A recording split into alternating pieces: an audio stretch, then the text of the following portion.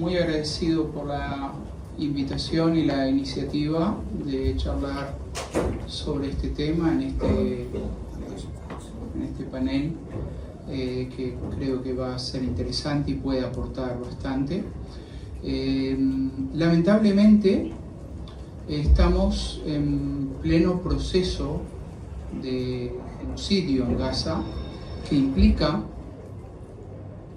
la destrucción sistemática, parte por parte, de la vida humana en la Franja de Gaza y el desplazamiento forzado de la inmensa mayoría de sus habitantes. Estando en el medio de un proceso tal, es muy difícil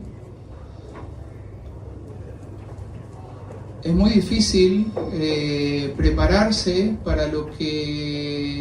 para cómo titular una conversación dentro de una semana, de un mes o cualquier tiempo. Por eso entiendo las dificultades. En la coyuntura actual, puede ser de que antes del atentado de Israel contra la dirección de Hamas en Qatar, podría todavía pensarse en la posibilidad de una tregua, y entonces una tregua y después. Pero, ¿cuándo fue? ¿La semana pasada?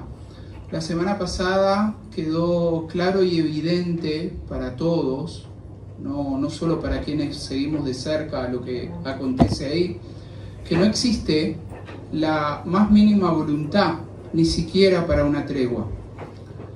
¿Quién trata de asesinar a las personas que están reunidas para dar su consentimiento a una propuesta de tregua? Quien lo hace, obviamente no quiere una tregua.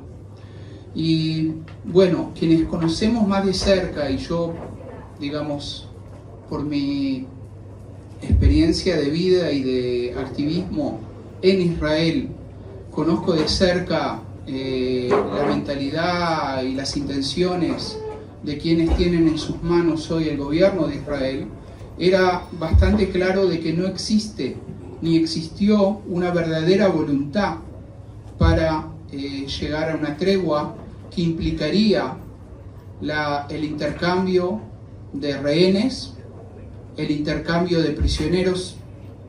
Llamo la atención que no hablo de rehenes israelíes y prisioneros palestinos, hablo de rehenes israelíes y palestinos y prisioneros israelíes y palestinos. Los rehenes en ambos lados son civiles que fueron ilegalmente secuestrados y son mantenidos en condiciones espantosas de cautiverio.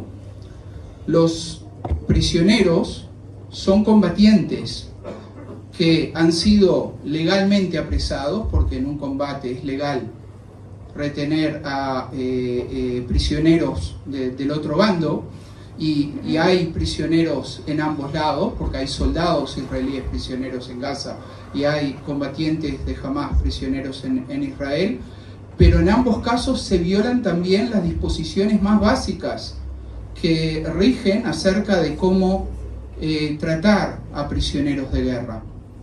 También en su caso, el caso de los civiles es totalmente aberrante, pero el caso de los prisioneros de guerra también se están violando las leyes más elementales, las reglas más elementales que la humanidad se ha dado a sí misma después e incluso durante las guerras mundiales. Entonces vuelvo a lo primero que quería decir. No existe en el lado de Israel la voluntad del gobierno de Israel, la voluntad mínima para llegar a una tregua, lamentablemente. Sí, puedo decirlo también de conocimiento de cerca, la sociedad israelí está dividida al respecto y cada vez se oyen más voces que se están oponiendo de distintos grados de oposición y con muchas variedades de posiciones a esa conducta actual del gobierno de Israel. Esas oposiciones se ven o se hacen ver de distintas maneras, tanto en movilizaciones callejeras, algunas muy valientes y muy minoritarias, como la que hubo anteayer de noche, con carteles no al genocidio en Tel Aviv. La mayor parte de los movilizados no se movilizan por detener el genocidio, pero sí se movilizan porque entienden que la continuidad del genocidio, la continuidad de esta acción feroz que está teniendo el ejército de Israel sobre Gaza, implica ya, pero implicará también enormes precios para el futuro de la sociedad israelí y para el presente. Para dar un dato que se reveló hoy, ya estaban saliendo datos al respecto en las últimas semanas. Ahora se habla de que la cantidad de suicidios de uniformados del ejército de Israel llegó a 64 en el 2024-2025. Es una cantidad que en promedio más que duplica los suicidios, digamos, habituales que se dan en el marco de ese ejército. La cantidad de tratamientos psiquiátricos a los que necesitan soldados que participaron en acciones aberrantes o en situaciones extremas llega a varios cientos. Hoy mismo 5 soldados de la infantería de Golani se negaron a entrar a ingresar a Gaza con su unidad. 3 de ellos les dieron una especie de excepción psiquiátrica y 2 fueron enviados a la cárcel. No digo de que esto se va a convertir, ya hubo en los meses anteriores varios casos de estos que trascendieron, hay muchos más casos que no trascienden. No digo de que esto se va a convertir en un fenómeno masivo, pero es un fenómeno que indica que para decirlo de una forma cruda, un genocidio no es gratis, incluso para los perpetradores.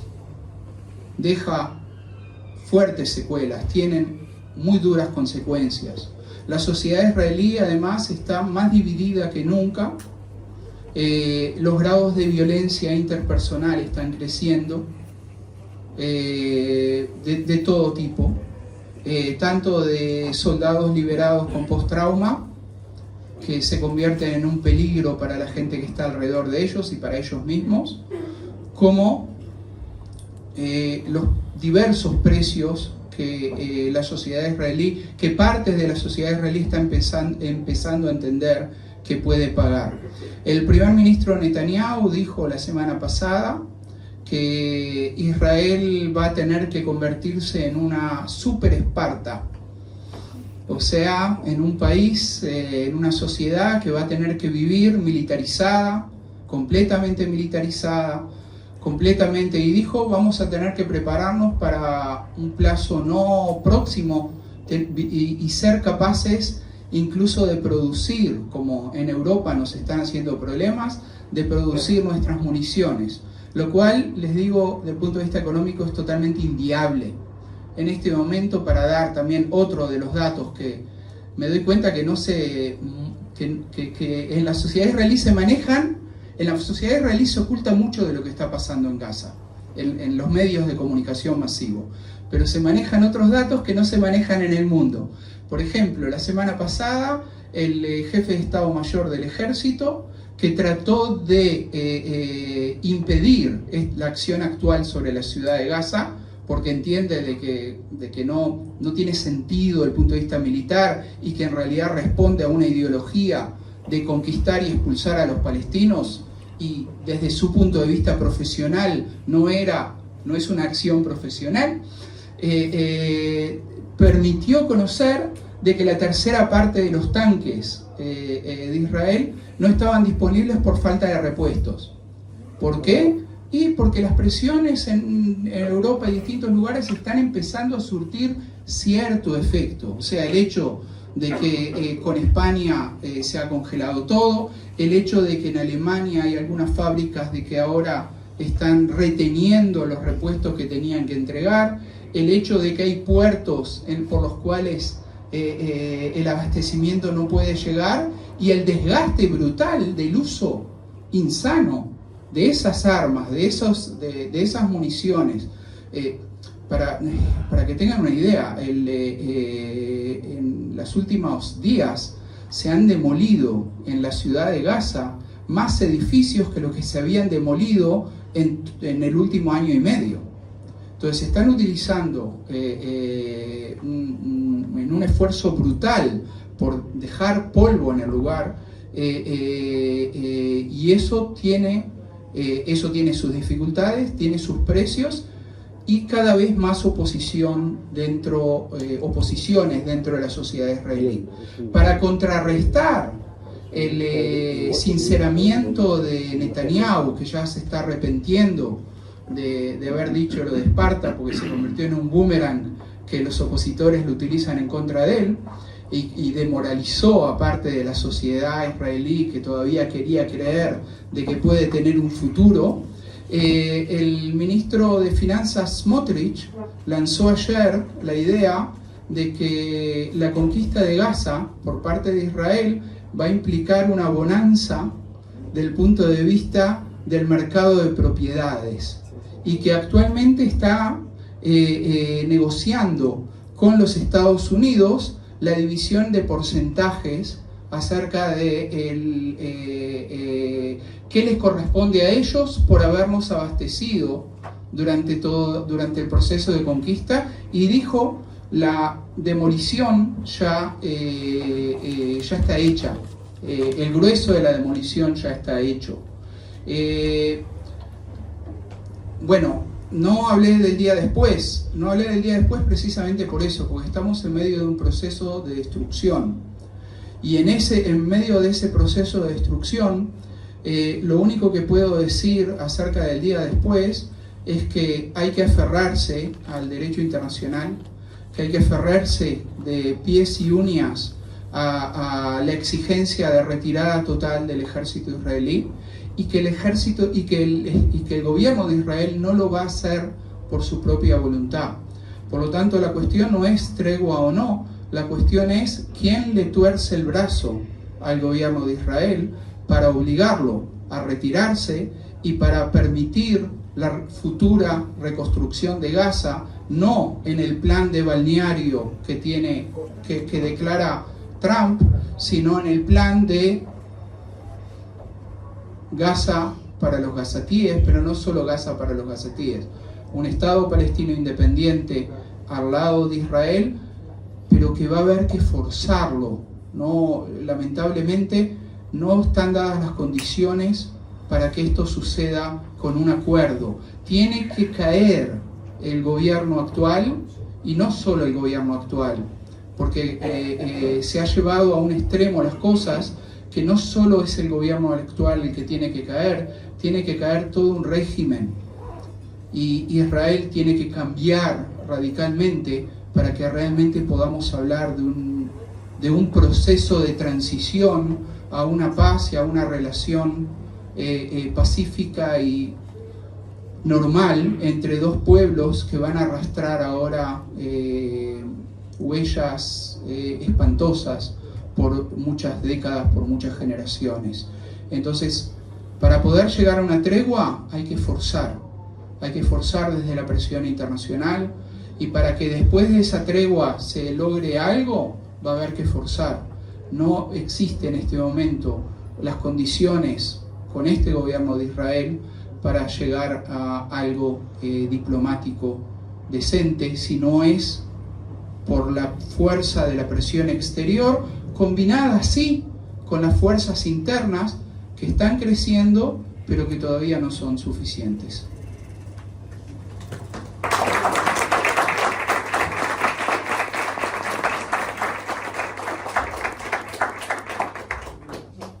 Buenas tardes, buenas noches, gracias a todos los participantes que están aquí, porque sabemos que el tema hoy de Gaza y de toda Palestina es un tema que supera todo tipo de violencia hecha en el siglo XXI.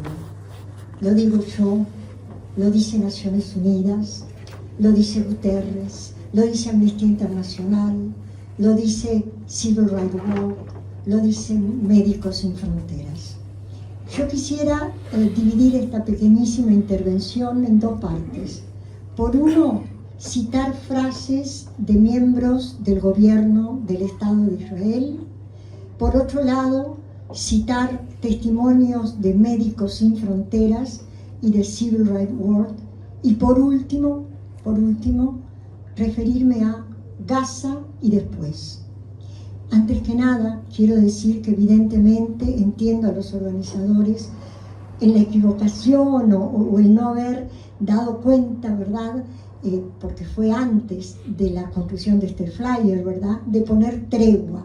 Porque como decía Gerardo, el 10 de septiembre el ejército israelí, rompiendo todo tipo de derecho internacional, bombardeó Doha, la capital de Dakar, y intentando asesinar a los responsables palestinos que estaban llevando adelante justamente la tregua. No lograron, parece ser que no lograron matar a los principales responsables de la tregua, pero sí mataron a 6 palestinos y sí bombardearon Qatar.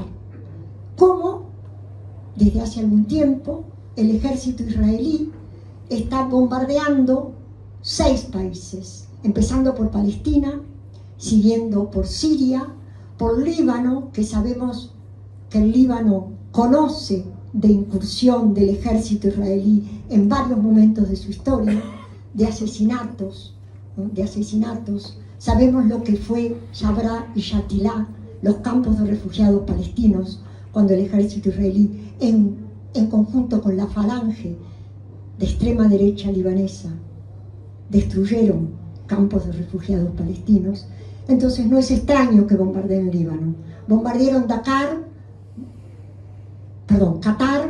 bombardearon Líbano, bombardearon Siria, bombardearon Yemen, bombardearon Irán,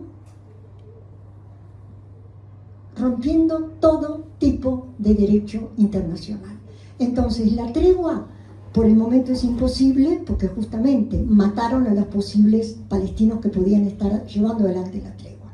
Dicho esto, voy a pasar a simplemente leer algunas frases de judíos que viven en Israel. Y acá quiero aclarar muy bien que desde la Coordinación por Palestina separamos muy bien lo que implica los judíos, como está el compañero acá, los judíos contra el genocidio y los israelíes y el ejército de Israel que históricamente ha venido ocupando las tierras palestinas.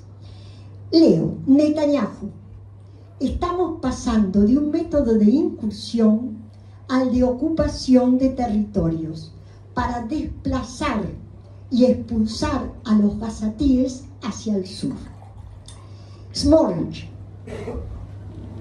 tú decías, ministro de Finanzas, queremos luchar contra un enemigo hambriento y exhausto.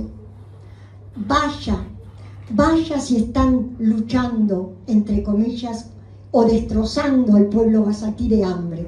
Y no lo digo yo, lo dicen la cantidad de organizaciones internacionales.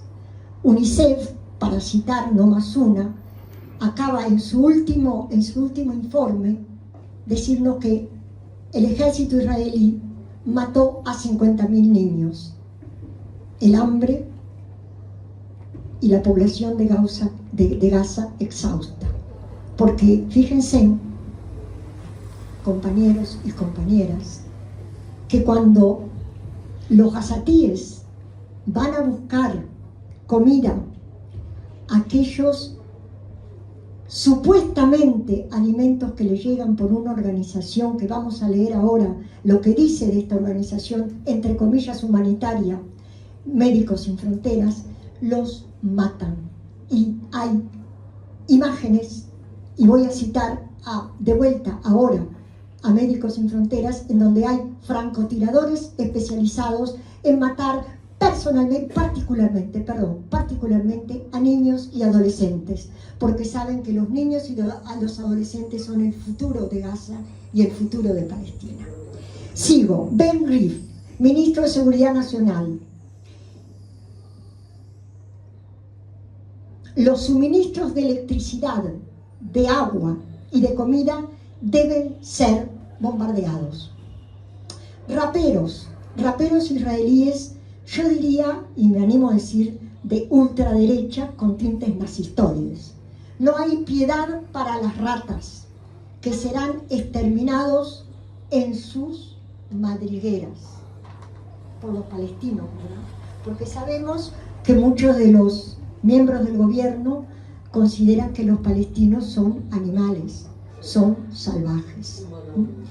Gaza, Smotrich otra vez, Gaza debe ser bombardeada, destruida, y los civiles serán enviados y expulsados afuera. Toda Gaza, esto es el ministro de Patrimonio, toda Gaza será judía, con la gloria de Dios. Katz, destruiremos toda la ciudad de Gaza. Gaza será un infierno en llamas. Frente a esta realidad, tendríamos que ver entonces la situación para adentrarnos un poco en este genocidio. Ya no cabe duda de que es un genocidio, ¿verdad? Voy a leer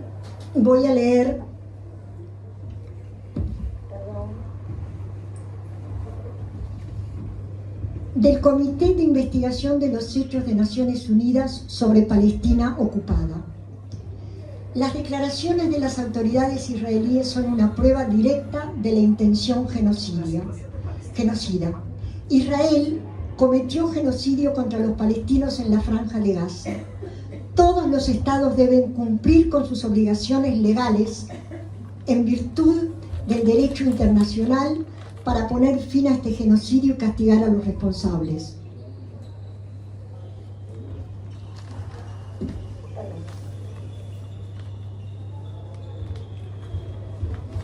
Las autoridades y fuerzas de seguridad israelí cometieron 5 actos de genocidio, entre ellos el asesinato y la imposición de graves daños físicos o mentales. Entre los actos de genocidio cometidos por Israel también se incluye la imposición deliberada de condiciones de vida destinada a destruir a los palestinos y la adopción de medidas para impedir su reproducción. Es importante usar las palabras, porque las palabras y el lenguaje nombran al mundo. Y frente al genocidio, sabemos cómo reaccionar, sabemos decir no a esta ocupación israelí en territorios palestinos desde 1948, cuando se crea el Estado palestino. Sabemos lo que significó los 800.000, prácticamente 800.000 palestinos expulsados, de los cuales arrasaron los olivares, arrasaron sus tierras, mataron, y ahora aún están esperando y insistentemente tratando de retornar a sus tierras.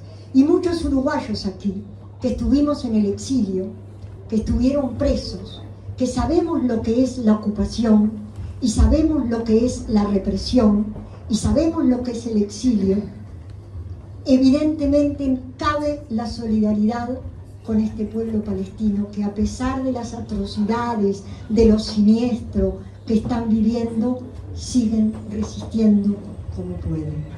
Yo quería leer algunos testimonios de Médicos Sin Fronteras. Médicos europeos tras abandonar Gaza. Los animales tienen más derecho en el Reino Unido que los palestinos en su tierra. Sería bueno mostrarles algunas fotos. Las familias duermen juntas para vivir, nos dicen, o para morir juntas. Los doctores coinciden que la palabra para describir la mil crisis que vive Gaza es indescriptible, no las hay. Ellos sienten un cansancio y una angustia permanente. Sigo leyendo. La delegación británica insiste en que es la primera vez que los médicos que entran a Gaza deben llevar su propia comida porque no hay y porque no van a encontrar nada adentro. Siguen cayendo bombas del cielo y cuando los heridos van al médico, el propio médico no ha comido durante 2 o 3 días. Y somos cirujanos, debemos estar atentos, pero están todos agotados, hay cansancio y todo es una lucha por seguir viviendo. Todas las tareas de los médicos, la vida en general de los palestinos, se desenvuelve bajo el ensordecedor sonido de los drones. Este es un dron que grabé en el hospital Nasser, nos dice uno de ellos. Es una guerra, además, psicológica. Así que imaginan que todo esto ocurre al mismo tiempo. Está llegando un número masivo de víctimas que no podemos solucionar. Tienen niños gritando, adultos gritando, todos cubiertos de escombro y de hollín. A mí me ha tocado hablar con una médica sin fronteras en Francia y me recuerdo así con mucha fuerza una expresión que a mí me impactó. Nunca vi tanta cantidad de niños y nunca tuve que diagnosticar amputación pediátrica. Médicos Sin Fronteras podríamos seguir, compañeros y compañeras. Human Rights Watch. Human Rights Watch investigó los ataques israelíes que efectuaron en escuelas de niñas. Human Rights Watch no encontró evidencia de un objetivo militar, porque ustedes saben que la gran justificación de esta masacre es, bueno, tratar de encontrar a los rehenes. Saben, además, que es la mejor forma de no encontrar a los rehenes, porque es el propio ejército israelí que en esta masacre ha ido matando a los rehenes. Pero no importa. Human Rights Watch no encontró evidencia de un objetivo militar en ninguna de las escuelas. Las autoridades israelíes no han proporcionado información pública sobre los ataques documentados por Human Rights Watch, es decir, no respondieron, ni han detallado el objetivo previsto, ni las precauciones adoptadas para minimizar los daños a la población civil y a los niños en las escuelas. Violaron el derecho internacional humanitario. Cientos de ataques israelíes desde octubre del 23 han golpeado a más de 600 edificios escolares. Yo no sé si alguno de nosotros aquí vio la película No Other Land. En No Other Land, que por supuesto fue filmada en Cisjordania, no en Gaza, y fue filmada antes del famoso 7 de octubre.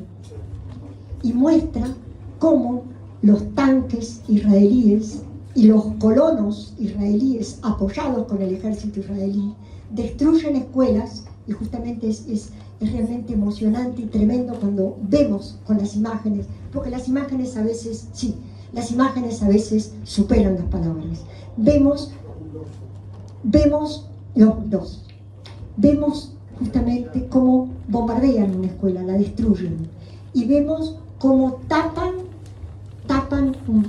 una fuente de agua, cortan los caños que permiten a la población, que son poblaciones de pastores y de trabajadores, porque ahí no había gente de Hamás, porque en Cisjordania no hay gente de Hamás. Y esto estamos hablando antes del 7 de octubre. Yo les recomiendo que vean, por favor, No Other Land, porque es un testimonio brutal de lo que implica el ejército de israelí y los colonos de israelí que están destruyendo Palestina. Podríamos seguir dando datos y dando testimonios, pero lo que sí parece que tengo que terminar en 3 minutos, lo que sí quería decir, Gaza y después. Hay un libro de Bifo Berardi que se llama Gaza y después. Yo quiero hablar de Gaza durante, porque en este momento están resistiendo y la forma de resistir es solidarizándonos, estando en las calles, como lo está haciendo la gran mayoría de las organizaciones civiles y humanitarias del mundo, como lo están haciendo los judíos contra el genocidio, como lo están haciendo No in Our Name, como lo están haciendo en Nueva York, en París, en Madrid, como lo están empezando a hacer tardíamente, decía una médica, 40.000 muertes tardes, pero lo están haciendo tímidamente en Europa. Y vaya si España es un ejemplo. Entonces, nosotros estamos exigiendo al gobierno uruguayo que decida por una vez por todas que esto es un genocidio, que apoye la flotilla de la libertad, la flotilla Gobar Sumat. Sumat quiere decir persistencia en árabe, porque allí hay 3 uruguayos jóvenes, 2 chicas, Ana y Romina, y un chico, Rodrigo, y las han bombardeado ya, y no 2 veces, y no podemos decir que hay terroristas ocultos o miembros de Hamás en las flotillas, por favor. Y además sabemos que en 2010, en una de las flotillas de la libertad, las bombardearon y mataron a 10 participantes de las flotillas. Entonces lo que estamos exigiendo y les pedimos a todos, si en algún momento vuelven a bombardear las flotillas, tengamos en cuenta a toda la población de las flotillas, a todos los que están navegando en mar abierto en este momento, porque ya partieron de Túnez, y sobre todo que tengamos cuenta y apoyemos y nos solidaricemos y exijamos al gobierno uruguayo que responda por la vida de estos 3 uruguayos que están en las flotillas. Por otra parte, creemos que dada la situación actual, no cabe otra que romper relaciones diplomáticas, culturales, militares con Israel. La Universidad de la República lo ha hecho al impedir, al tratar de que la ANI, la Agencia Nacional de Innovación e Investigación, que si tuviéramos tiempo a mí me gustaría desarrollar esto, el CDC, el Consejo Directivo Central de la Universidad, por unanimidad llamó a cerrar la ANI. El gobierno la puso en el freezer, la congeló. Nosotros seguimos exigiendo que la cierren. Entonces, junto a los resistentes, junto a los que luchamos por la paz, la justicia, la libertad y contra el genocidio, los llamamos a participar el 9 de octubre en la marcha organizada por la Coordinación por Palestina, que, entre otras cosas, está constituida por más de 40 organizaciones uruguayas, dentro de las cuales, vaya la pena y vaya a decirlo, están familiares de detenidos y desaparecidos en Uruguay. Gracias. Sí, me parece que sí te parece. Bueno, en primer lugar, muchísimas gracias por la invitación. Apenas nos la hicieron, la aceptamos inmediatamente. No porque esto sea una cosa sencilla, fácil, sino justamente porque está bueno deliberar sobre estas cosas, pensar y pasar del pensamiento a la acción sobre un tema que creo que nos conmueve a todas y todos fuertemente. Me congratulo también del éxito en términos de la gente, porque eso es un indicador sobre el interés en esto. Pero vayamos al punto. En primer lugar, la primera imagen que se me vino a la mente es que se abrió la caja de Pandora allá por 1948 y tuvimos la idea de que podíamos rescatar de su fondo la esperanza con los acuerdos de Oslo y no resultó.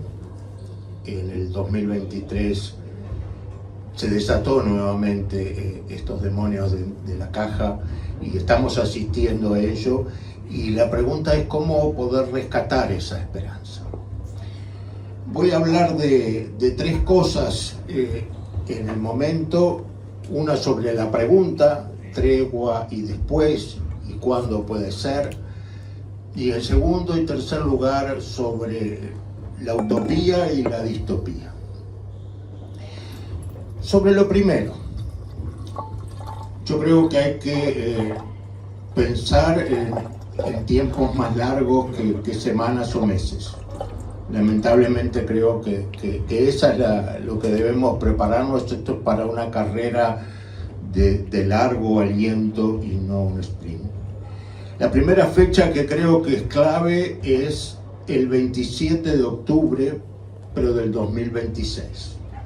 Fecha en que son los 4 años del Parlamento, del fin del Parlamento, del actual Parlamento. Es probable que haya antes disolución del Parlamento y otra nueva correlación de fuerzas si no saliera el presupuesto en marzo. Octubre, 27 de octubre del 26. Antes de comenzar la guerra de los 12 días había una moción para llamar a elecciones y fracasó. Creo que la correlación con el hecho del ataque a Irán quizás no sea casualidad, sino causalidad. Si bien podría haber otra moción, los usos y costumbres llevan a 6 meses. Entonces esa es la primera cosa, ¿sí? Que hay que de adentro habrá movilizaciones, habrá una sociedad israelí que pida cambios, pero hasta que no lo demuestre votando y cambiando y sacando al régimen actual, va a ser sospechada de apoyarlo. ¿Sí? Lo segundo, estamos, como todos ustedes saben, en el comienzo de la batalla por la ciudad de Gaza. Eso va a llevar meses. Hay que prepararse para empezar a tener 200, 300 muertes diariamente. Lamentablemente eso es así. Nada indica que después de la ciudad de Gaza no sirvan los campamentos de refugiados, ¿sí? Y todo eso está presente con cifras muy complejas de ver. Es cierto lo que se planteaba previamente sobre el ejército israelí, pero todavía tiene más de 90.000 reservistas en condiciones de ser llamados a filas, ¿sí? Y estamos en una situación muy complicada, y yo me temo que en el próximo año veamos una Nakba 2, ¿sí? De que vamos a ver como los viejos ferrocarriles llenos de gente, a caravanas de ómnibus tratando de llevar a la gente fuera a los palestinos fuera de estas tierras, ¿sí? Y hay que ponerse en el lugar también de esta gente, ¿no? Y todo eso es terrible. Decía, utopía y distopía. Empiezo por la distopía. Con gran preocupación escuchaba lo de Gran Esparta. No lo había escuchado de parte de Netanyahu y me preocupa que pensé exactamente en la misma metáfora, ¿sí? Un Israel convertido en un gran campamento militar, ¿sí? En una sociedad que divide a sus personas en ciudadanos e ilotas, ¿sí? Esclavos del Estado, sin derechos, que hace 25 siglos usaban un gorro de piel de perro y que ahora con el reconocimiento facial no va a ser necesario que lo tengan, ¿sí? Una Esparta que a los 18 años los jóvenes, como forma de iniciación, salían a cazar ilotas, ¿sí? Y lamentablemente hemos visto escenas de crímenes por diversión, y donde lo peor del patriarcado se refleja en estas escenas, ¿sí?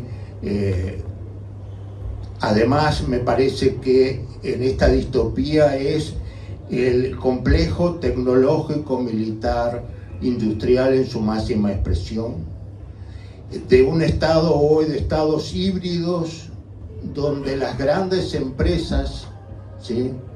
Palantir, la vemos, estadounidense, con 10.000 millones de contratos en Estados Unidos para el Pentágono y el control de migrantes, la misma empresa que funciona también en Israel. La utilización masiva de la inteligencia artificial ya desde comienzos de estos enfrentamientos para tomar blancos en Gaza, ¿sí? Todo lo cual a su vez en esta distopía permite un control social brutal, ¿sí? O sea, todo este tema que se hacía referencia sobre estas ONG estadounidense israelí que da comida, la idea es tener un control biométrico de la población y aquellos que no sean expulsados sí, estén bajo el control absoluto. Esa es la distopía, ¿sí? Esa es la distopía esta distopía es un gran experimento social local, pero de alcance global. Creo que tenemos que tener presente que estas formas de control social nos incumben, no solo por la empatía que podamos tener con otros seres humanos muy lejos de aquí, sino porque son distopías que si no hacemos nada, luego quizás las tengamos que sufrir en carne propia. Ahora, ¿es posible tener una utopía? ¿Qué se puede hacer por esa utopía? ¿Sí? Yo creo que el asunto es justamente cómo trabajar en función de, de cómo serían las condiciones, ¿sí? Para que tuviéramos un acuerdo de paz. Déjenme ponerme los lentes. Y yo quiero insistir en los principios rectores de un acuerdo de paz. Primero, aceptar que los acuerdos de paz son como capas geológicas y que hace 50 o 60 años se basaban en la geopolítica, luego evolucionaron hacia una mirada liberal, ¿sí? Del mundo, un mundo que creíamos que se basaba en normas. Luego llegó las miradas neoliberales que destruyeron buena parte de los estados de bienestar y hoy estamos frente a las vísperas de un control digital, como decía, brutal y el regreso de la geopolítica. Entonces, debemos tener claro que esto es parte del asunto, que hay que tener como principios rectores que hay fuerzas, coaliciones de veto a estos procesos, ¿sí? Cómo levantarlas, cómo construir coaliciones en las sociedades civiles, en los estados, ¿sí? En múltiples niveles que tengan la legitimidad, pero una legitimidad que tiene que venir desde abajo. ¿Cómo podrían ser las características de un buen acuerdo?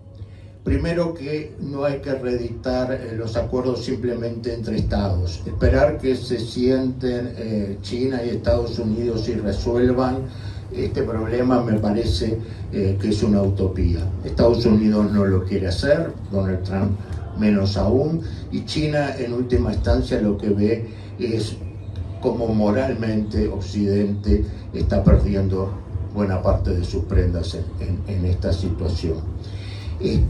Debemos entonces pensar en un acuerdo que revitalice a las Naciones Unidas, ¿sí? Que tome también a las poblaciones, a las sociedades, que en los múltiples niveles se trabaje, que sea con participación y no con acuerdos de cúpula, sabiendo que tiene que haber garantías para ese proceso y sobre todo justicia.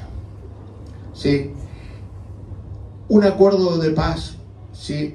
Puede llevar años, ¿sí?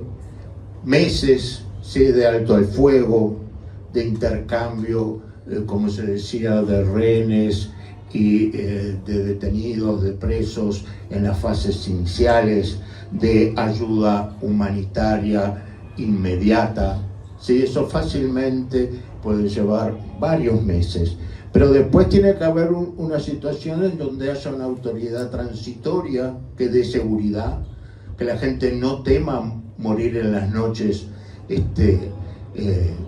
sea por una bomba o porque la desnutrición los consumió, ¿sí? Que debe haber procesos electorales locales sucesivos, ¿sí? Que empoderen a la población, que vayamos hacia acuerdos donde se privilegia a las personas y no las megaconstrucciones, ¿sí? Que se evite la corrupción y el negociado de grandes compañías internacionales, ¿sí? Que se logre que múltiples actores se sienten, que es difícil, ¿sí? Esto de hacerlo sentar. Lamentablemente el mundo árabe ha estado muy omiso. Arabia Saudita está más preocupada de cómo obtener una bomba nuclear, ¿sí? Con sus acuerdos ahora con Pakistán, ¿sí? O con el propio Estados Unidos como reaseguro frente a Irán, y ha abandonado buena parte de estos puntos, pero eso no quiere decir que las sociedades de esos países piensen de la misma forma. Y para terminar, decirles que la paz en Gaza sería una victoria de la humanidad, y que incluso la piedra más rota puede guardar una semilla de esperanza. Muchas gracias. Incorrecta históricamente, y que fue el peor ejemplo de aniquilación de un Estado sobre un pueblo, en el marco de un no conflicto, porque el pueblo judío en el año 39 no tenía un conflicto con el Estado alemán, no había una disputa de tierras, no había nada, fue una aniquilación sistemática y unilateral de un Estado que decretó que los judíos, y los gitanos también, y los discapacitados y muchas otras categorías de personas no merecían vivir, punto y aparte. Bien, ustedes saben que yo me dedico bastante al tema de las encuestas, y yo quería traer unos cuantos datos de las encuestas, porque hay muy buenas encuestas sobre Palestina y sobre Israel. ¿Ah?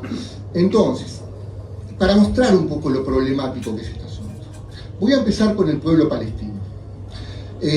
La fuente principal que voy a citar es un excelente encuestador que se llama Khalil Shikaki. Sus oficinas están en Ramallah, él es palestino, es un excelente investigador, trabaja también muchas veces en lo que se llama el Israeli Palestinian Joint Pulse, con Tahila Shendlin, columnista de la Haaretz, entre otras cosas.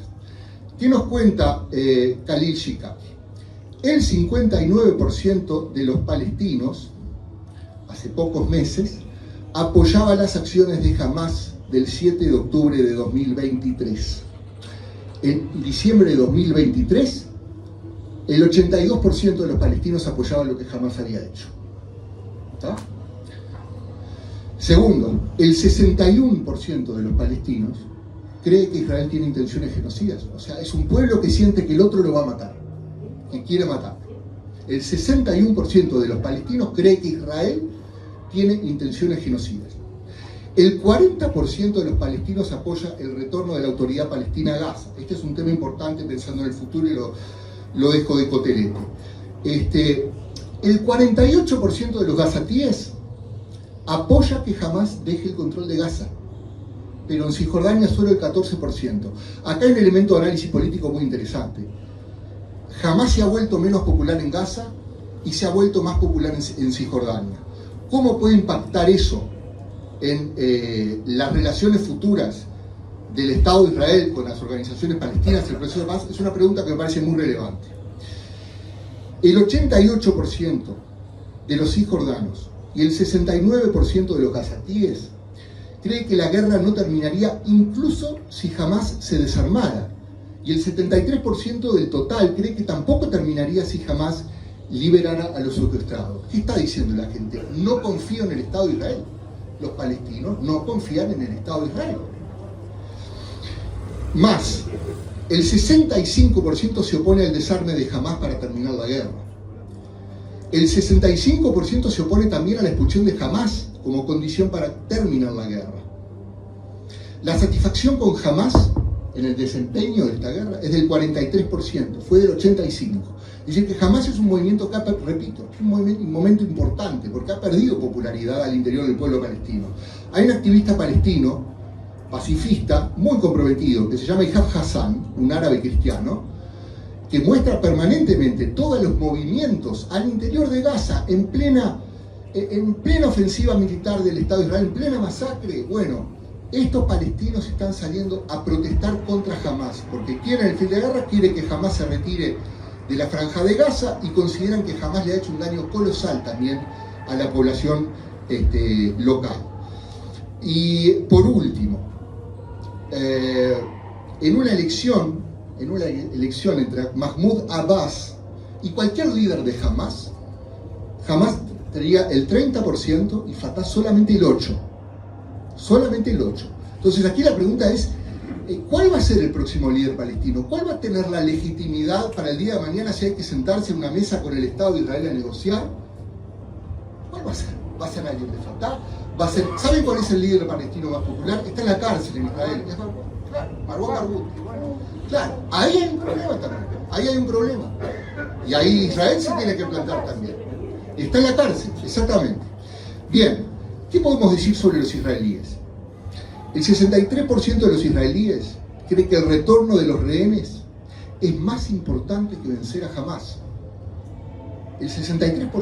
Quiere decir que lo que está haciendo hoy el Estado de Israel, gobernar bajo la conducción del gobierno de Israel, porque el líder principal aquí, el decisor principal de las acciones de Israel es el señor Benjamín Netanyahu, primer ministro de Israel. Las acciones que está llevando actualmente Israel tienen una gran oposición interior y un apoyo minoritario. Ha cambiado eso drásticamente. ¿Por qué lo hace? Por política interna, porque los votantes de la coalición todavía respaldan esto. Y aquí hay un tema. Esto es por votos. Netanyahu no quiere cederle poder a su rival interno, el principal, que es Itamar Ben-Gvir, del sionismo religioso, considerado actualmente, a mí no me gusta mucho el eje izquierda-derecha para pensar esto, pero vamos a llamar el sionismo mesiánico, lo que se le llama hoy la ultraderecha de Israel. El 50% de los israelíes cree que la guerra actual, el 50%, solo sirve intereses personales o políticos y no objetivos de defensa. El 59% de los israelíes no cree que el gobierno de Netanyahu esté haciendo todos los esfuerzos necesarios para terminar la guerra. Insisto, son porcentajes muy importantes y esto entronca con lo que decía Gerardo.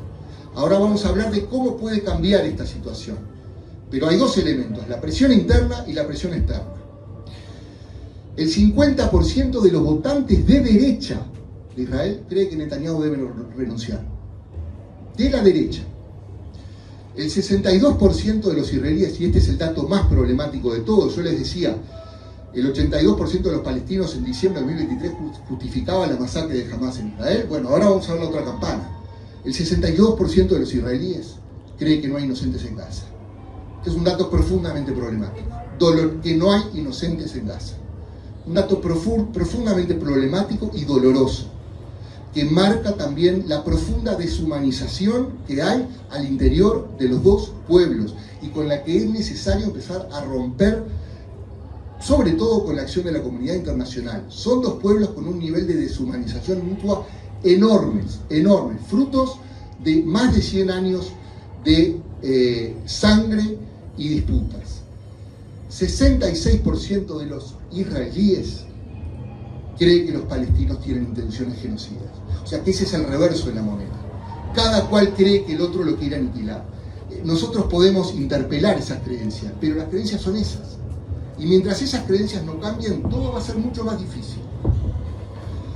¿Cuáles son las vías para poder salir, para poder empezar a pensar en algo diferente? Esta es una posición personal que comparto creo que con mucha gente, pero yo entiendo que no hay ninguna otra solución a este conflicto, ninguna solución humanitaria, que la solución de los dos estados para dos pueblos. Sé que para el Estado de Israel y para sectores de la sociedad de Israel implicaría una concesión y el fin de un sueño, el fin del sueño del gran Israel, de un Israel desde el río hasta el mar. Y sé que para el pueblo palestino, en el fondo de sus deseos, también implicaría una concesión, la concesión de no poder instalar un Estado árabe desde el río hasta el mar. La única posibilidad, yo entiendo, negociable, posible y todavía plausible es la de los 2 estados para 2 pueblos. ¿Tá? Por ahí debería ir el camino, hacia ahí debería ir. Y si para colmo de males todo lo que pasa en Gaza es profundamente problemático y doloroso, lo que pasa en Cisjordania también es profundamente problemático. Y en particular, hace pocos días lo escribí y lo publiqué. Si el Estado de Israel decide anexar Cisjordania, y no entregarle la ciudadanía a los cisjordanos, Israel se va a convertir formalmente en una etnocracia. Quiere decir en un régimen donde algunos votan y otros no. Eso ya no es una democracia. Eso ya no es una democracia, que es todavía lo que sobrevive con dificultades al interior de la llamada línea verde, donde votan los árabes y votan los judíos, solo en la línea verde. Pero si Israel anexa Cisjordania, se acaba el Estado palestino, el sueño del Estado palestino, por lo menos hasta nuevo aviso. Israel deja de ser una democracia y se convierte en una etnocracia. Y, por último, es el fin del sionismo democrático. Porque no hay sionismo, y con sionismo me refiero a la defensa de un Estado judío bajo el territorio, bajo el plan de paz de las Naciones Unidas del año 1947, que implicaba la partición de la tierra, de la vieja tierra del mandato británico del Imperio Otomano, en 2 estados, uno para cada pueblo. El último punto que quiero mencionar, un solo minuto, es que aquí es muy importante un actor, y ese actor es Estados Unidos. Estados Unidos es uno de los que tiene la llave para salir de este conflicto. Hay un precioso libro que traje que se llama El único lenguaje que entienden. Es de Nathan Trall. ¿Qué dice Nathan Trall? Lo que dice es, este conflicto se ha movido cuando cada uno de los bandos ha tenido presiones o alguna señal de fuerza. No, por supuesto, una señal extrema. Pero, por ejemplo, ¿por qué firmó Israel la paz con Egipto en el año 79? Porque Jimmy Carter hizo una presión fuertísima sobre un líder del Likud de ese momento, que era Menachem Begin, y también presionó a Sadat para que la firmara, que fuera asesinado después. Entonces, la presión internacional, y en eso Estados Unidos es clave, puede jugar un rol decisivo para que Israel afloje un poco posiciones y los palestinos también puedan sentarse a la mesa a negociar. Acá hay también un tema que hay que analizar. Por primera vez Israel está perdiendo lo que se llama el apoyo bipartisano. Hoy por hoy al Estado de Israel, a la sección de Israel, lo respalda el electorado y la dirigencia republicana, en su gran mayoría. Pero ha habido un cambio tectónico entre los demócratas. Entonces quiero dejar instalar una pregunta que no es de inmediato plazo, pero sí pensando en un año o en 2. ¿Qué pasaría si los demócratas, por ejemplo, toman el control mayoritario del Parlamento o dentro de 3 años la presidencia? Teniendo hoy un bajísimo porcentaje del electorado que tiene afinidad con Israel. Es un escenario nuevo para Israel, no lo conocemos. Y digo, ahí me parece que también puede haber una llave para que dentro de unos años podamos estar hablando de un momento mucho más pacífico y mucho más saludable para este conflicto tan trágico. Gracias.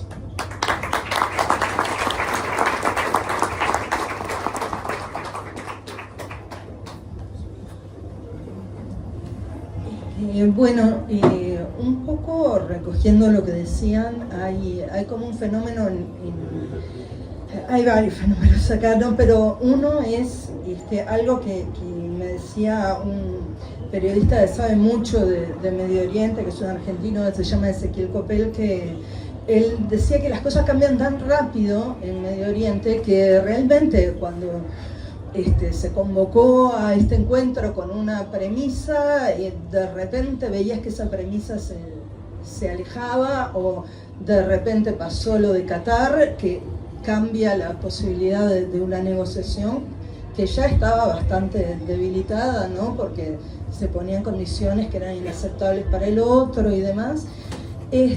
Pero se dan como 2 cosas simultáneas, que una es esta velocidad en los hechos, porque se da un ataque nuevo, se da un discurso que apunta a tomar decisiones tan inesperadas como hagamos de este lugar un centro turístico, pero a la vez hay procesos también.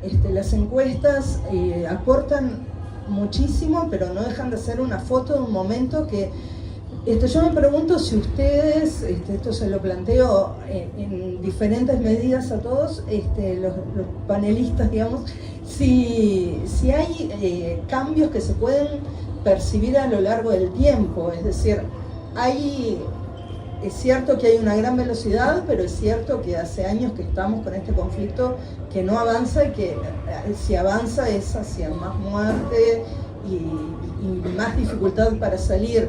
Me pregunto si, por ejemplo, hay posibilidades en cuanto a lo que decía Rafael, de que esas presiones externas lleguen a tiempo antes de que haya más daños sobre la población palestina, o me pregunto si en el caso de Israel en la población ha habido un cambio, si bien están esas posiciones que las encuestas muestran y que son muy removedoras y que muestran también esa desnaturalización del otro, deshumanización del otro de los dos lados. Si en Israel se puede ver un avance en algún sentido, eso me gustaría si pudieras aclarármelo. Y bueno, capaz que ustedes también podrían aportar en ese sentido, pero se me ocurren esas dos preguntas específicas para ustedes dos, si les parece. Sí, a él, conocer más la situación. A ver, sí, en Israel ha habido un cambio muy importante. Las cifras que citó Rafael eran muy distintas en febrero.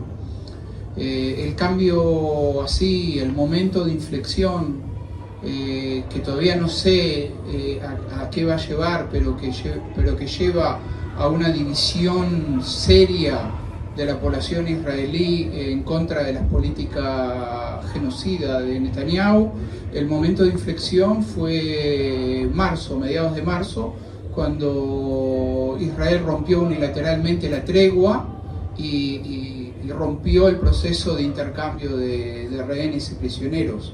Ese fue el momento en que distintos sectores de la sociedad israelí, no todos de inmediato, a algunos les llevó unas semanas, un par de meses más, empezaron a protestar. Fue en el momento en que se empezó a legitimar dentro de parte de la sociedad el cuestionamiento, puedo decirlo, al interior de las universidades. Recién después de eso nos llevó como 3 semanas conseguir 1.400 firmas de docentes universitarios y terciarios repudiando esa política atroz de Netanyahu en Gaza. Antes no era imposible porque estaba la perspectiva, la idea de parte de sectores que yo personalmente no compartía, pero podía entender la lógica de que el uso de la fuerza era parte para llegar a una negociación mejor, o sea, era un preludio a la negociación. Así lo entendían algunos sectores de la sociedad israelí. Eso se fue desvaneciendo. Creo que ahora lo de Qatar termina de desvanecer. Hay que ver a los familiares de los rehenes israelíes protestando en medianoche al lado de la casa del primer ministro, tratando de no permitirle dormir. Hay que ver la desesperación de la gente. Ahora, tengo que reconocer que emocionalmente me cuesta mucho. Enseguida voy a hablar de cómo eso a lo mejor podría cambiar algo y qué otras condiciones tienen que darse para que esto pueda revertirse y para que no tengamos que esperar hasta octubre del 26, por favor, no. Emocionalmente me resulta muy difícil porque yo tengo claro, hay algo que lo tengo muy claro y no quisiera decirlo, pero tengo que decirlo. Si esto no se frena en las próximas semanas, la cantidad de muertos no va a ser decenas de miles, va a ser cientos de miles y mucho más.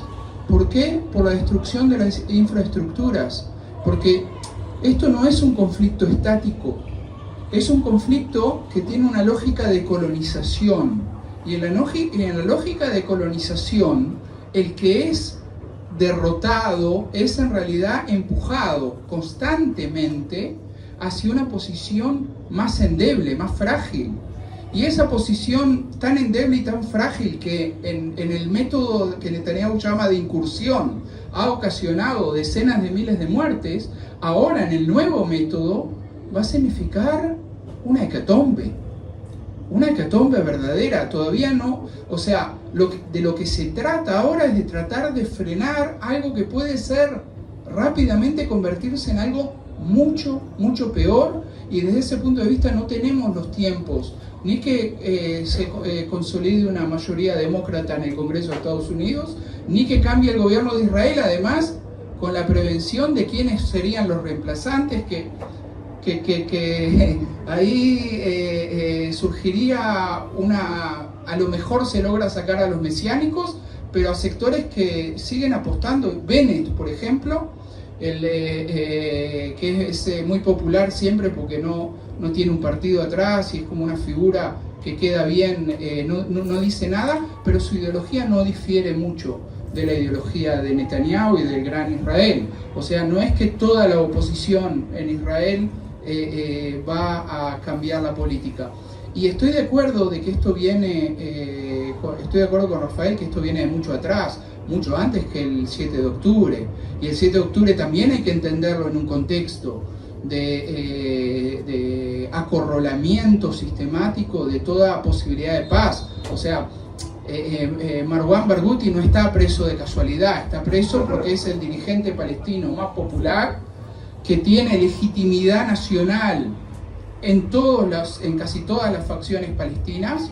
O sea, es el único que puede vencer fácilmente a Hamas en una eventual elección, pero que también es pragmático y está dispuesto a llegar a un compromiso histórico con Israel.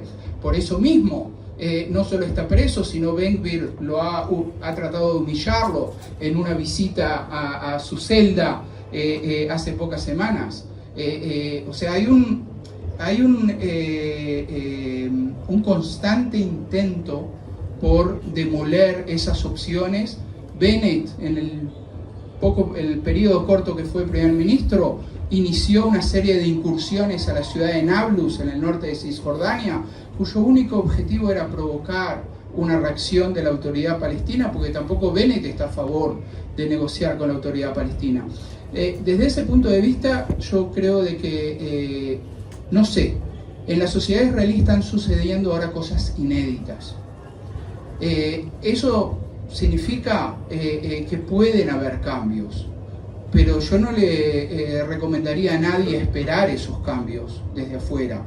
En este momento, para tratar de ver un punto de luz, creo que algunas de las movilizaciones dentro de la sociedad israelí, por primera vez en muchos años, pueden sí ser reforzadas por cierto tipo de interpelaciones externas, lo cual generalmente no sucedía. Generalmente la presión internacional y las protestas internacionales tenían un efecto que uno lo veía en las encuestas claramente, de que inmediato crecía el apoyo al gobierno de turno. En este momento, la crisis interna en la sociedad israelí, la crisis moral, la crisis, yo diría, psicológica dentro de la sociedad israelí es tal que presiones externas, que cierto tipo de denuncias, cierto tipo de interpelaciones pueden tener un efecto que fortalezca, y de la misma manera las protestas dentro de Israel pueden fortalecer la presión externa. ¿A qué me refiero? Me refiero a que es tremendamente importante denunciar el genocidio como genocidio, y yo no estaba seguro el año pasado, ahora estoy muy seguro, no solo de que estamos en un proceso genocida, sino de que es importante decirlo, porque eso precisamente interpela a algunos sectores, a la conciencia de unos sectores de la sociedad israelí, como lo ilustra David Grossman, sino también de que es muy importante decir a Israel, al pueblo de Israel, de que esto va a llevar a su perdición, y que la única manera en que el pueblo judío israelí puede legitimarse en el futuro es llegando a un compromiso histórico con el pueblo árabe palestino, contemplando sus plenos derechos. Yo creo de que esa es si esa voz sale desde afuera, puede tener un efecto de cambio positivo dentro de algunos sectores de la sociedad israelí, sin dar garantías ninguna, obviamente. Yo quisiera hablar. Primero, Rafael, quisiera preguntarte, esas encuestas, ¿cuándo se realizaron? Porque son bien importantes. ¿En qué momento? Año. Depende, todas son o de 2024 o 2025. La Palestina, por ejemplo, es mayo de 2025. Bueno, yo evidentemente desde la sociología y desde la psicosociología me manejo más, como decía, y di testimonios de la vida, de los sentimientos, de las emociones, de las gentes.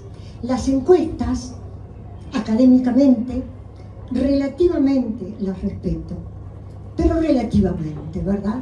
Sabemos que siempre la subjetividad del investigador y del encuestador está presente. Pero en este caso, no sé, pienso en el pueblo gazatí, pienso en lo que están viviendo la gente de Gaza hoy y me pregunto cómo hacer encuestas en Gaza destruyéndose, en Gaza donde se matan niños, en Gaza donde las familias viven como animales porque no les permiten ni comer ni tomar agua. Con todo el respeto, Rafael, esas encuestas del 24 y del 25, sobre todo con respeto a los gazatíes, me merecen por lo menos una cierta duda.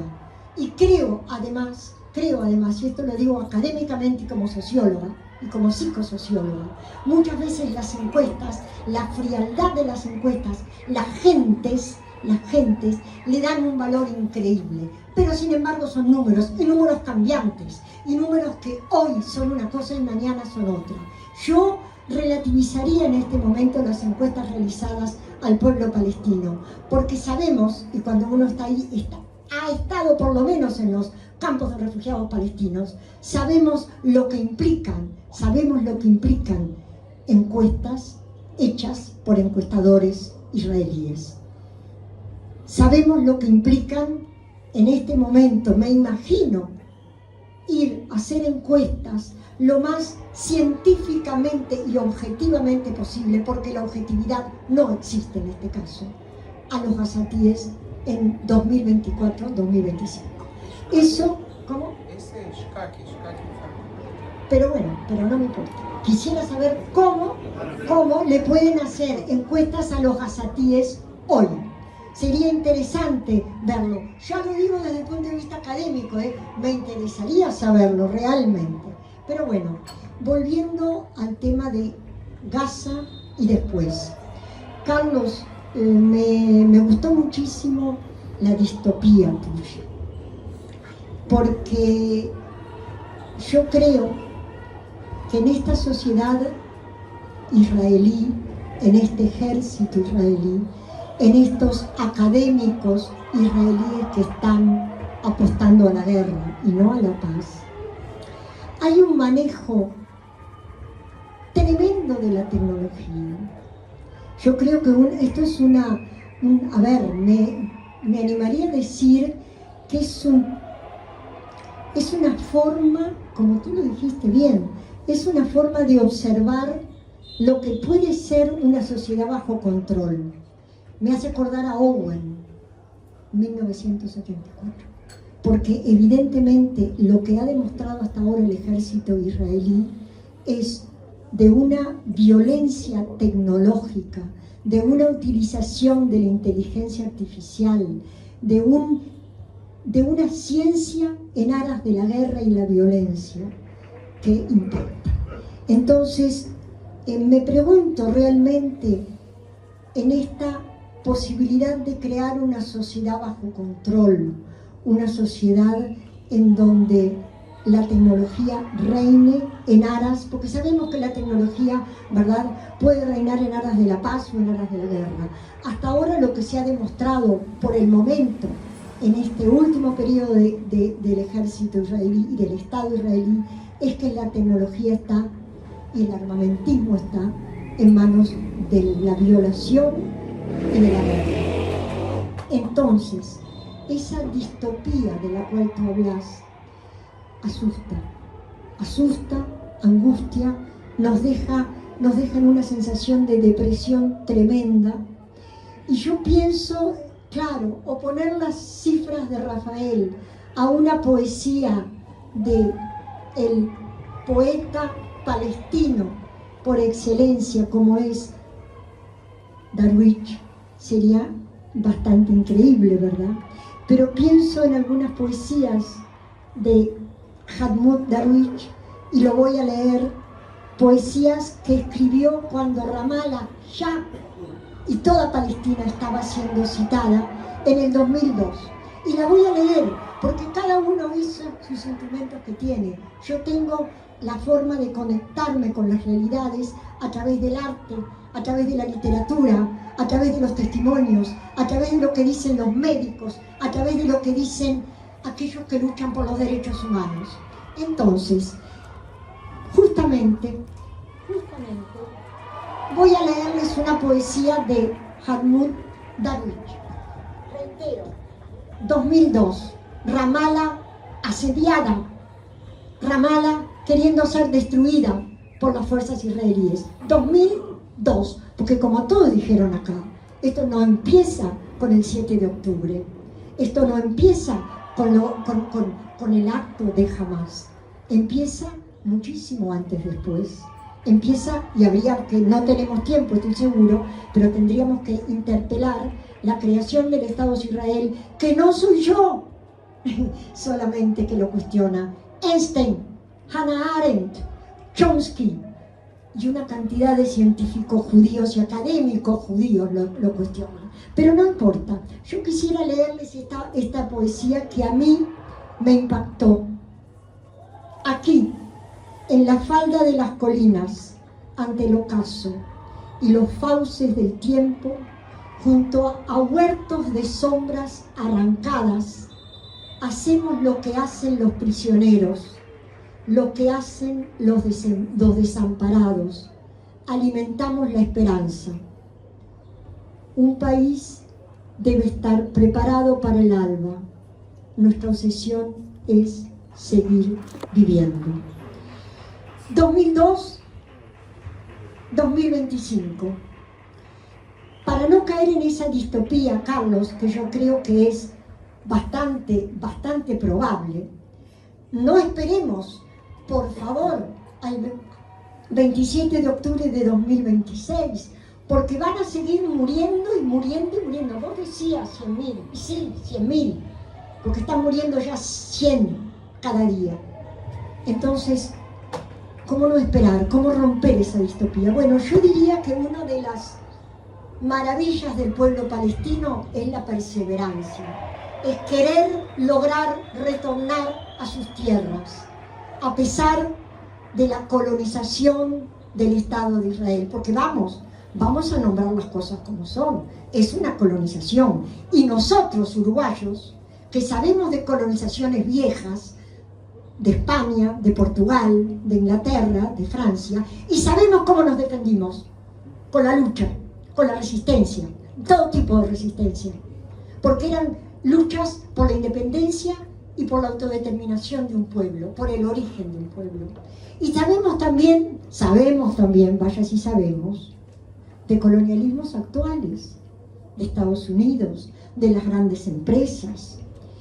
Entonces, con respecto a esa distopía que a mí me angustia mucho y muchas veces la temo, yo diría de apostar a lo instituido, pero fundamentalmente a lo instituyente. Es decir, en psicología social o en psicosociología nosotros hablamos de lo instituido como aquellos poderes, ¿verdad?, de los aparatos políticos a nivel internacional y a nivel local. Yo creo que sí, hay acá una coyuntura absolutamente negativa con respecto a la situación interna de Estados Unidos. No creo que el Partido Demócrata pueda cambiar nada, porque sabemos que con Biden fue exacta, no sé si exactamente, pero empezó esta masacre y este genocidio. Por lo tanto, Biden era demócrata, ¿verdad? Así que vamos a no hacernos ilusiones con respecto a esto. Y no sé, acá doy la palabra a Gerardo Leibner, que es viven en Israel, no sé lo que pueda pasar a la interna del Estado de Israel y a la interna de la sociedad israelí. Sí sé la importancia que tiene lo instituyente, la importancia que tiene las fuerzas, porque en definitiva las grandes transformaciones de la historia, las grandes revoluciones, vamos a hablar de revoluciones, la Revolución Francesa, la Revolución Americana, vamos a hablar de revolución, las grandes transformaciones de la historia han estado sostenidas por la lucha de los pueblos. Y acá esto no es una utopía, esto es la constatación de la historia. Entonces, con respecto a esa distopía y esperar al 26, yo diría que no tenemos tiempo. Entonces hay que presionar a todo organismo internacional. Ahora, en breve, va a haber la Asamblea General de Naciones Unidas, que es tan divertido porque Estados Unidos no quería,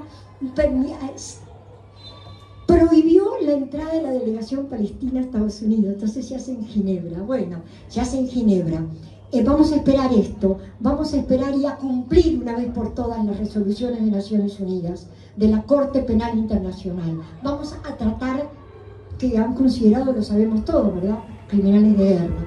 Vamos a tratar, sí, de incidir desde los pueblos, desde las organizaciones y desde los autoconvocados también, sí, para que a nivel internacional se logre cumplir con el derecho internacional, porque una de las cosas que a mí me aterra de este genocidio es la negación y la impunidad, y vaya si el pueblo uruguayo sabe de impunidad, la impunidad con que Israel se maneja. Entonces, rompamos esta impunidad, tratemos de bloquear de todas formas todo tipo de comercio con Israel, porque sabemos lo que implica esto y lo que implicó esto en África del Sur. No es porque sí que África del Sur es uno de los países, junto con los países progresistas de América Latina, salvo Uruguay, ¿verdad?, junto a Colombia, junto a Brasil, junto a Chile. ¿Cómo? Perdón, Ana María, nos hacen señal. Sí. África del Sur, entonces, justamente, es para mí un cierto ejemplo de cómo la lucha internacional logró aislar al gobierno de los africanos. Luchar hoy por Palestina es luchar por la humanidad. Gracias.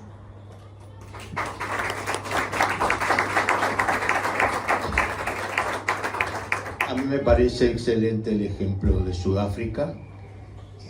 Ahora recordemos también los tiempos que duró esa lucha internacional. Cuando yo hablo del 27 de octubre del 2026, no es que esté deseando que no se solucione, es que si no nos preparamos para un escenario en que las cosas son largas, dentro de 6 meses vamos a estar acá y vamos a hacer más los que estemos de este lado de los que estén de ese lado. Si preveemos que la coalición de gobierno se va a romper en Israel, nos equivocamos. Si preveemos que Donald Trump va a cambiar su política en el corto plazo, creo que nos equivocamos. Si esperamos a las elecciones de medio término, estamos justamente en el año que viene. Si creemos que la monarquía saudí va a escuchar a su pueblo, como hace habitualmente, y va a cambiar su política, ¿sí?, para apoyar al pueblo palestino, creo que nos equivocamos. Que por supuesto comparto que cuando pasemos de decenas de muertos diarios a cientos, ¿sí?, durante 6 meses, eso van a ser cientos de miles de muertos, y quisiéramos que se evitara, sin duda. Ahora, tenemos que pensar que hay 2 millones, ¿sí?, y que cuando sean 1.800.000 van a seguir siendo tan gente como hoy, ¿sí? Yo simplemente digo, tengamos la conciencia de que puede haber luz al fin del túnel, pero el túnel nada nos garantiza que sea corto. Tener esperanza no es lo mismo que tener un optimismo ingenuo. Si creemos que Naciones Unidas va a tomar alguna resolución, como ahora en el Consejo de Seguridad, sin el veto estadounidense, o que las decisiones de la Asamblea General van a cambiar la política hacia Israel, me parece que somos muy ingenuos. Acá tendrá que haber políticas, sí, materiales, sí, sancionatorias muy fuertes. Si creemos, sí, que el comandante en jefe del Estado Mayor de las Fuerzas de Defensa israelí va a dar un golpe de Estado porque no está de acuerdo, sí, con lo que el ejército está haciendo en Gaza, no entendemos lo que es la Fuerza de Defensa israelí. No entendemos el proceso que desde el 7 de octubre hasta ahora ha hecho Netanyahu de cambio de los mandos militares. Todos sabemos lo que pasó con el jefe de la inteligencia interior, que lo sacó porque no estaba de acuerdo. Por supuesto, ustedes no tienen por qué seguir en detalle cuando el general del Comando Central, que tiene a su cargo Cisjordania, es cesado porque no estaba de acuerdo con las intervenciones en Cisjordania. Lo cesan y viene otro. ¿Sí? Los comandantes de los batallones, si no avanzan, los cambian. Así funcionan las Fuerzas Armadas en cualquier parte del mundo, ¿sí? O sea, lo que yo trato de decirlos es que todos los que estamos acá quisiéramos que esto se resolviera en las próximas semanas, en los próximos días, en las próximas horas, porque en estas horas se están muriendo personas, niños, mujeres, hombres. Por supuesto que todos tenemos ese deseo. Lo que quiero transmitir es que si creemos que declaramos ciertas cosas y el gobierno va a cambiar de un día para el otro, no estamos comprendiendo la realidad. ¿Eso quiere decir que la comunidad internacional no debe hacer nada? Por supuesto que debe hacer. Ahora, si creemos que la flotilla de la libertad va a llegar a Israel y la van a dejar entrar, nos equivocamos. Tendrá que ir una y otra vez y la flotilla tendrá que ser cada vez más grande, más audaces y estar dispuestos a, si terminan encarcelados, pagar con cárcel lo que necesiten. Eso es así, ¿sí? Y si creemos, ¿sí?, que esto simplemente es un tema que va a resolver la diplomacia sin algo en los múltiples niveles, donde las sociedades, incluida la israelí, incluido la comunidad judía mundial, que tiene mucho que decir sobre esto, sí, pero también nosotros, porque insisto, esto es un experimento social local de alcance global, y lo que no queremos es justamente que esa distopía termine alcanzando a nuestros hijos y a nuestros nietos, y en nuestro lecho de muerte digamos, no hicimos nada por los gazatíes. Pero no es un esfuerzo, lamentablemente tengo que decirlo, sí, de días, de semanas. ¿Quiere decir que hay que esperar a que el mundo lo arregle? No, pero esto es muy largo, como lo fue el invierno dictatorial que todos vivimos.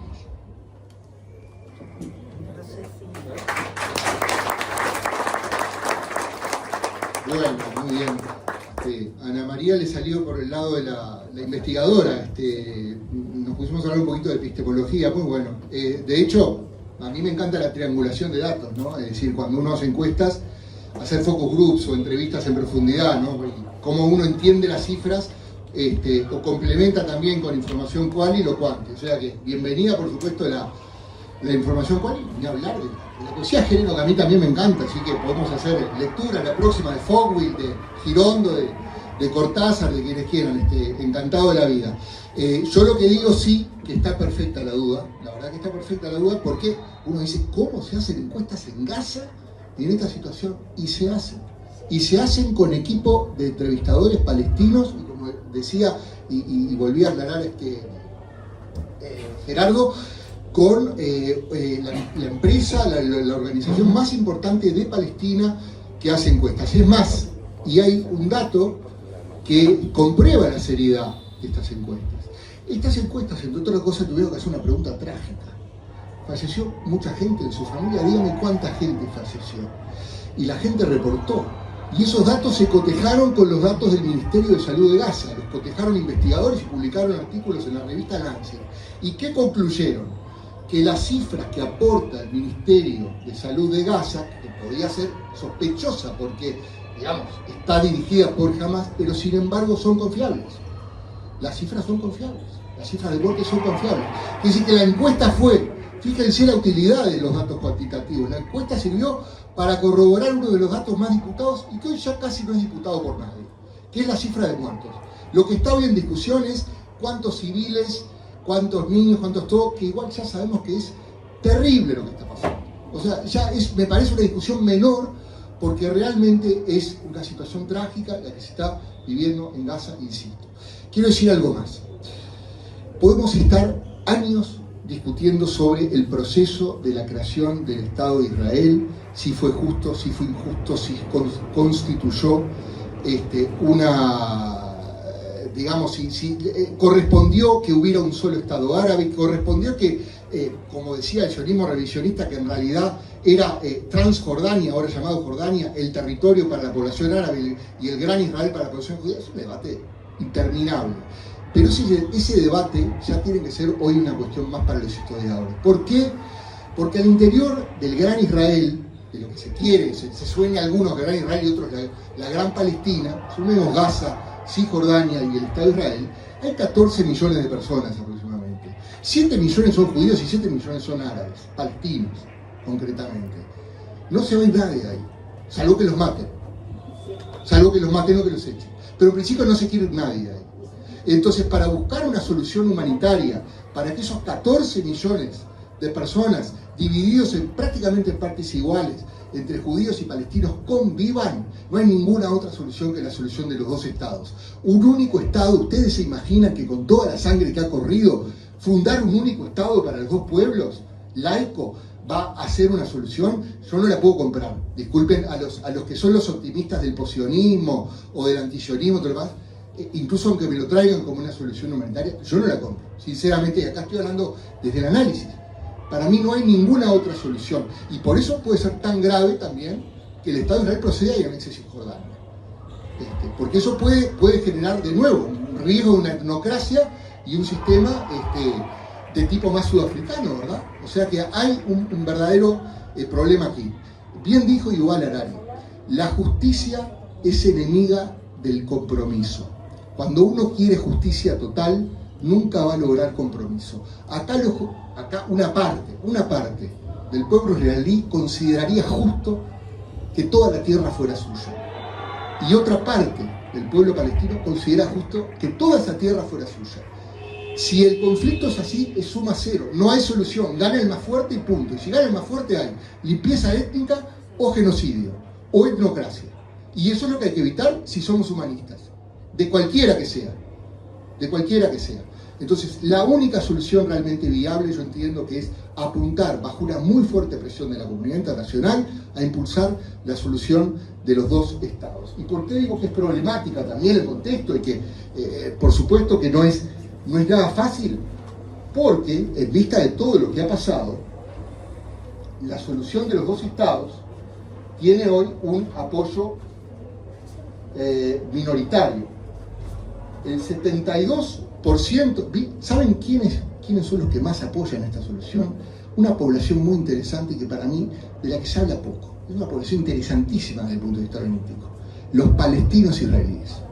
Los palestinos con ciudadanía israelí. Que están un poco en el medio de todo esto.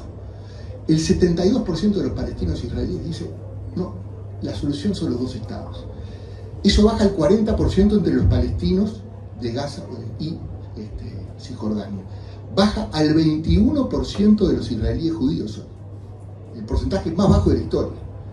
Y solamente al 10% de un grupo que hoy tiene un poder que es minoritario, pero tiene un poder muy significativo, tiene un poder de veto y de chantaje. Son los colonos, representados por el sionismo religioso. Entonces, estamos en problemas y es muy difícil que esto se solucione solo con la participación de los dos pueblos. Acá la comunidad internacional o juega un rol muy decisivo o esto se puede ir realmente todavía más de las manos. La verdad que así como organizar esto ha sido complicado y yo me he tomado el papel del malo pasando el papelito, me faltan 3 minutos. La intención original era también después dar la palabra al público, pero la verdad es que la dinámica ha sido muy interesante, todo esto ha sido muy rico, pero ya estamos digamos, cerca del plazo que nos habíamos fijado de 2 horas. Y bueno, quizá para darle el cierre tanto a Gerardo como a Ana María, con 3 minutos que voy a controlar también a cada uno, para darle el cierre un poco a esta actividad. Yo estoy de acuerdo que una solución realista con cierto grado de realismo puede ser 2 estados.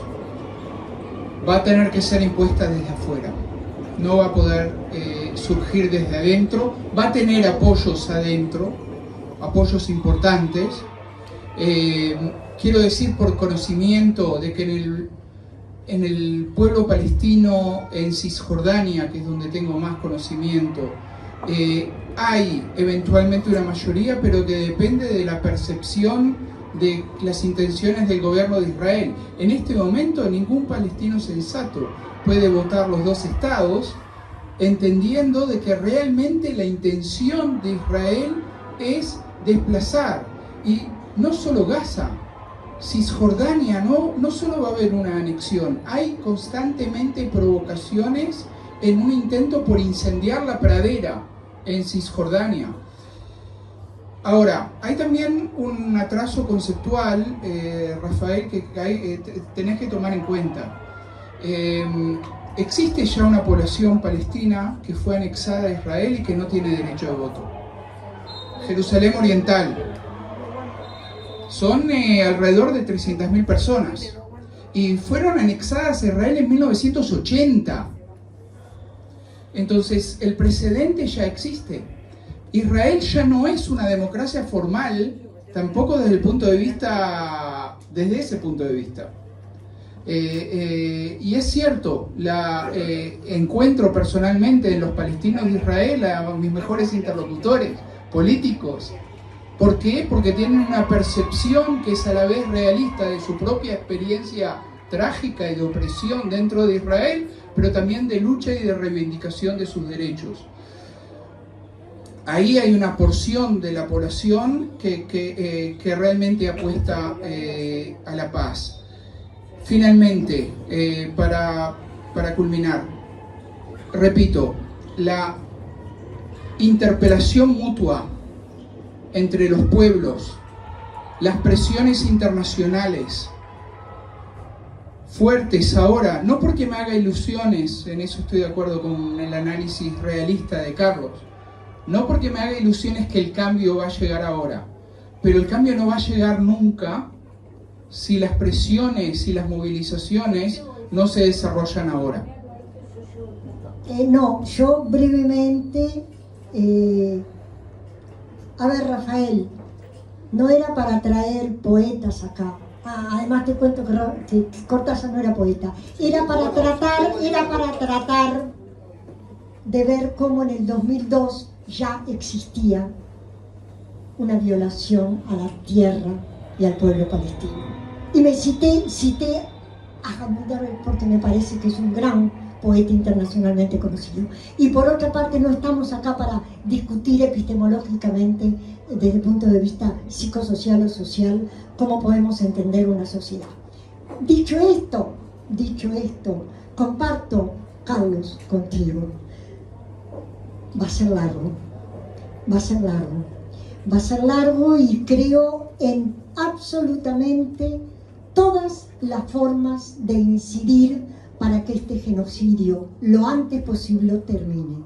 Y creo también que la solución de los 2 estados es una solución bastante conflictiva, porque sabemos lo que dio los acuerdos de Oslo. Sabemos lo que hoy es Cisjordania.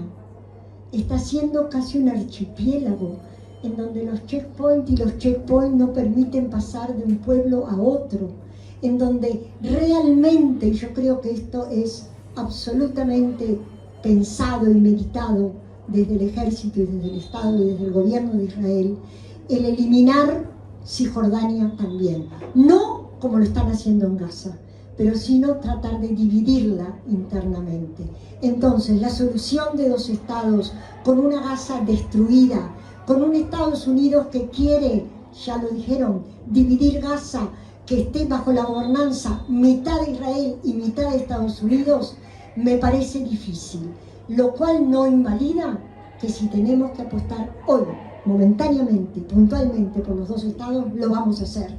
Pero sabiendo las enormes dificultades que esto implica. Va a ser difícil, estoy de acuerdo contigo, Carlos, va a ser largo, pero personalmente no soy optimista tonta, no soy Heidi. Creo en la esperanza y en la fuerza de los pueblos.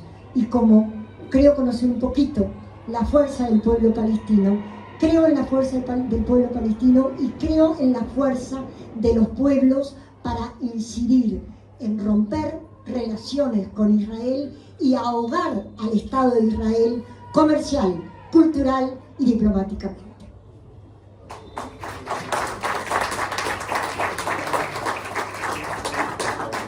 Bueno, agradecerle por supuesto a todos los panelistas que participaron. Creo que nos enriqueció a todos mucho este proceso de la charla.